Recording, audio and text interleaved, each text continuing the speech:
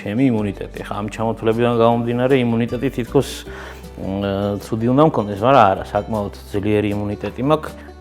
ყველაზე მნიშვნელოვანი რაც მაწუხებს ესა დეპრესია, რომელიც პერიოდულად შეომიტევს ხოლმე და ძალიან მწვავე ფორმები ცოტა შორის.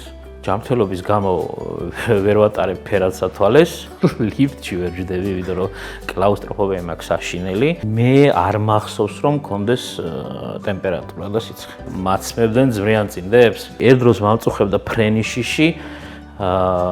ჩემი პროფესიიდან გამომდინარე ძალიან ხშირად მიწევს ფრენა. ერთ-ერთ ვარჯიშზე ფეხბურთელის დარტყმული ბურთი მომხვდა თავში და მქონდა ტვინის შერყევა საკმაოდ სერიოზული და ამის გამო გასვლითი 2 თამაში გამოვტოვე ეროვნულ ნაკრებში და ეს მახსოვს ძალიან ცუდად. მე სტუდენტობის დროს სხვები როცა ხედავდნენ და მე ვერ ხედავდი რაღაცებს, მე ნელა დავფიქრდი და მე თვითონ წავედი იქიდან და ძალიან მიყვარს სპორტი, ბავშვობაში მინდა ფეხბურთელი გამოსულიყავი, მაგრამ ლავიწი მაქვს მოტეხილი ბავშვობაში, მაქვს წინამხარი მოტეხილი, ხიდან გადმოვარდი ბავშვობაში, ჩანსახი ცხოვრებით ცხოვრობ ცოტა უცნაურია იქ მისგან ამის თქვა, მაგრამ COVID-19 ჩემ ცხოვრებაში. ემოციური ვარ, ფეთქდები, არა, ემოციური არა, მაგრამ ფეთქებად საერთოდ არა ვარ. ვერ ვნაყრდები, ასე ვთქვათ, ბოსტნეულით, ხილით და სალათებით და ასე შემდეგ. თუ დამიჯერებ, დანათრობი არა ვარ ცხოვრებაში საერთოდ. ერთი დიდი სტრესის შემდეგ, ხა დაუჯერებელი იყოს, მაგრამ 2003 წლის შემდეგ მე დღე-ღამეში მძინავს მაქსიმუმ 3-4 საათი.